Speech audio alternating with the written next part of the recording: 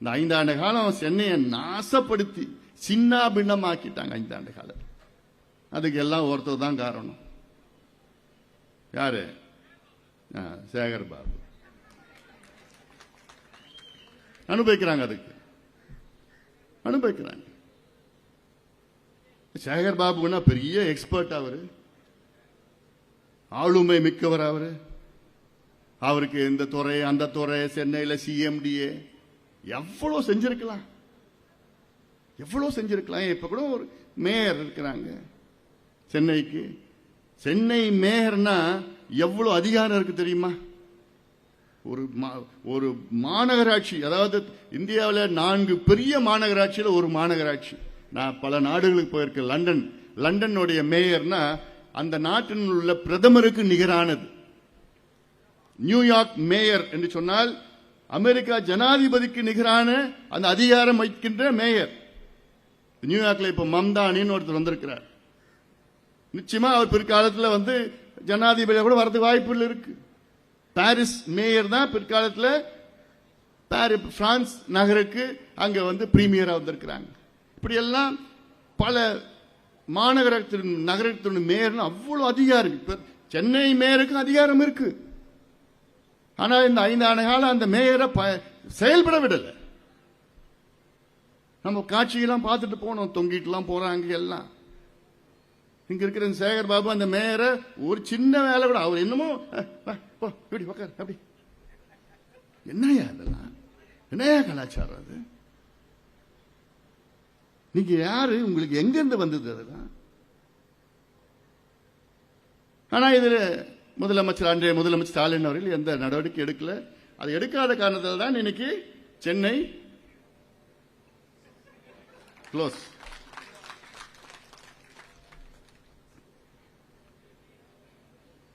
இன்னைக்கு சென்னையில் எவ்வளோ செய்யலாம், எவ்வளோ செய்யலாம். ஆனா சென்னை மக்கள் பத்தி நானும் சென்னையில் தான் இருக்கிறேன். ஆனா நான் இதுக்கு முன்னாடி டீனர்ல இருந்து இப்ப நான் அங்க அந்த பக்கம் போயிட்டேன். ஏன்னா இங்க சென்னையில் அது அவ்வளோ பொல்யூஷன்ல, தண்ணி பிரச்சனை, குடிநீர் பிரச்சனை, எவ்வளோ பிரச்சனை, போக்குவரத்து நெரிசல் இருந்து எல்லாம் இருக்கு. ஆனா செய்யலாம். நிறைய எங்க கிட்ட நிறைய வந்து சொல்யூஷன்ஸ் இருக்கு, தீர்வுகள் எங்க கிட்ட எவ்வளோ இருக்கு. நம்ம நோக்கம் என்ன? திமுக ஆட்சி அகற்றப்பட வேண்டும். அதில் நாம் வெற்றி பெற்று விட்டோம். திமுக ஆட்சி அகற்ற வேண்டும். அதுக்காகத்தான் நம்முடைய தொடர்ந்து நடைபயணம், பிரச்சாரம் எல்லாம் பண்ணோம். அதில் நாம் வெற்றி பெற்று விட்டோம். ஏன் இவர்கள் அகற்றப்பட வேண்டும் என்றால் ஊழல் ஊழல் ஊழல், காசு கொள்ளடிச்சு அடிச்சு அடிச்சு இந்த திட்டமும் இல்லை, எந்த திட்டமும் நிறைவேறல. சென்னை மக்களுக்கு சும்மா பேரு. ரோடு போட்டாங்கன்னா ரோடு போடாமலே பில்ல போடுறது. குடிநீர் பிரச்சனை, சாக்காடு, எல்லாம் பில்லு போட்டு அத்துணையும் எல்லாத்தையும் எடுக்கணும். இப்ப அங்க கூட திருவான்மையூர் வந்து உத்தாண்டி வரைக்கும் ஒரு மேம்பாலம், இத்தனை அறிக்கை கொடுத்தேன் நான். அந்த மேம்பாலம் எவ்வளவு? 1400 கோடியில செய்யணும் அந்த மேம்பாலம், 14 கிலோமீட்டர். ஆனா 2100 கோடியில அந்த மேம்பாலம் திட்டம். அதை வந்து அடிக்கல் நாட்டி முதலமைச்சர் அவசர அவசரமா அடிக்கல் நாட்டிக்கிட்டு மிகப்பெரிய ஊழல் அது. அன்னைக்கே சொன்னேன் நான். ஆனா அதை பத்தி கவலை இல்லை, அடிக்கல் நாட்டிட்டு போனார். ஆட்சி மாற்றம் வந்தது, மறுபடியும் 2 முறை சொன்னேன் அந்த மேம்பாலத்தை ஊழல் நடந்திருக்கு சொன்னா, இப்ப நிறுத்திட்டாங்க. என்னோட நோக்கம் நிறுத்துறது கிடையாது. என்னோட நோக்கம் அந்த ஊழலை தடுக்க வேண்டும். இன்னைக்கு காலையில கூட நான் பேட்மிண்டன், நான் தான் தமிழ்நாடு இறகுப்பந்து கழகத்தின் தலைவர், பேட்மிண்டன் அசோசியேஷன் பிரசிடென்ட் நான் தான் தமிழ்நாட்டில். இந்திய அளவில் வைஸ் பிரசிடென்ட் நான் பேட்மிண்டனில். இன்னைக்கு நேரு ஸ்டேடியமில் ஒரு நிகழ்ச்சி நடந்தது காலையில். அதில் வந்து நேஷனல் ரேங்கிங் டோர்னமெண்ட், 1500 வீரர்கள் வீராங்கனை தமிழ்நாட்டிலேருந்து இந்தியாவிலேருந்து அத்தனை பேரும் இங்கே வந்து கிட்டத்தட்ட ஒரு வாரம் இங்கே அந்த நிகழ்ச்சி. அந்த நிகழ்ச்சியில் நான் தமிழ்நாடு விளையாட்டுத்துறை அமைச்சர் ஆதவ அர்ஜுனா அவரை அழைத்து இந்த டோர்னமெண்ட் வந்து இனாகிரேட் பண்ண சொல்லிட்டு வந்திருந்தார். அப்ப நான் சொன்னேன், அப்ப சொன்னாப்ல, ஆனா அந்த அந்த திட்டத்தை அந்த அவ்வளவு பெரிய ஊழல் நடந்தது, அதனால நாங்க ரத்து பண்ணிட்டோம், கான்ட்ராக்ட் ரத்து பண்ணிட்டோம். நான் சொன்னேன், என்னுடைய நோக்கம் ரத்து பண்றது கிடையாது. என்னுடைய நோக்கம் வந்து நேர்மையான முறையில் இன்னும் 4 வழி சாலையை வந்து 6 வழி சாலையா பண்ணுங்க.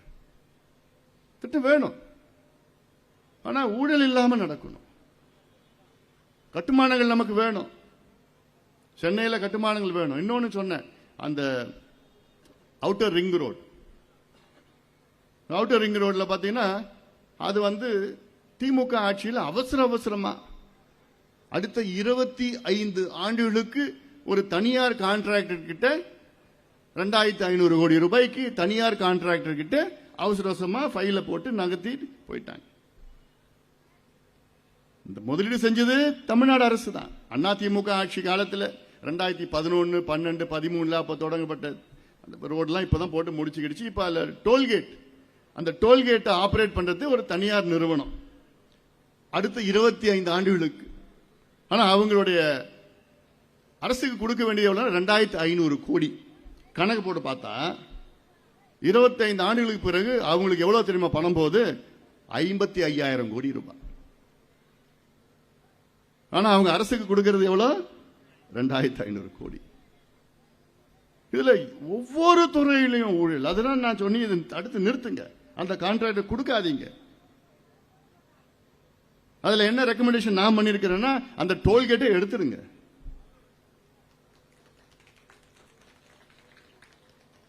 இன்னொன்னு சொன்னேன், உங்களுக்கு அதிக வெற்றி சென்னையில வந்திருக்கு. சென்னை மக்களை மனசுல வச்சுக்கிட்டு நீங்க செயல்படுங்க. ஏன்னா அந்த டோல்கேட் அதிகமா யார் பயன்படுத்த? சென்னையை சுத்தி இருக்கிற மக்கள் தான். அது என்ன வந்துட போகுது? அவங்களுடைய 50 விழுக்காடு MBBS இடங்கள் தமிழக அந்த கவர்மெண்ட் கோட்டாவுக்கு வராது. 250 சீட் 250 அவங்க அட்மிஷன் பண்ணிக்கலாம். இது அதுல ஒரு ஊழல். இவங்க திமுக அது சாதாரணமா எல்லாம் PhD, டபுள் PhD ஊழல் செய்யறது. எவ்வளவு விஞ்ஞான ரீதியில் எவ்வளவு ஊழல் அடிக்கணுமோ அடி அடி அடின்னு. மக்களை பத்தி ஒரு துளியும் சிந்தனை கிடையாது. அவங்களுக்கு கொள்ளடிச்சு அடிச்சு அடிச்சு அடிச்சு எலெக்ஷன்ல அவ்வளோ காசு கொடுத்தாங்க. கொள்ளடிச்ச காசு எல்லாம் ஒன்னா நடக்கல. இதுதானே இந்த புரட்சி நடந்தது. அமைதியான புரட்சி, இளைஞர்கள் செய்த புரட்சி. 60 வருஷமா சென்னை ஆண்டு, தமிழ்நாட்டு ஆண்டு. இன்னைக்கு பாத்தீங்கன்னா எங்கேயும் வடிகால் இல்ல, தண்ணி போறது இல்ல. அது சும்மா பேருக்குன்னு மழைநீர் வடிகால் கனெக்ஷனே இருக்காது. அது ஏன் தெருவில், திலக் தெருவில், டி நகர்ல முத்து தெரியும். வடிகால் போட்டாங்க, மழைநீர் வடிகால் கட்டினாங்க. அது கட்டுறதுக்கு 2 வருஷம், வீட்டுக்குள்ள கூட போக முடியல. அது கட்டி முடிச்சு என்ன பண்ணா கனெக்ட் பண்ணல. இந்த பக்கம் அந்த பக்கம் சேர்க்கல, இணைக்கல. அதுக்கப்புறம் என்னாச்சுன்னா அது சின்னதா கட்டிட்டாங்களாம். அதுக்கப்புறம் அதை உடைச்சாங்க. அதை உடைச்சி மறுபடியும் பெருசா கட்டி சென்னை முழுக்க தான் கொள்ளடிக்கிறதுக்காக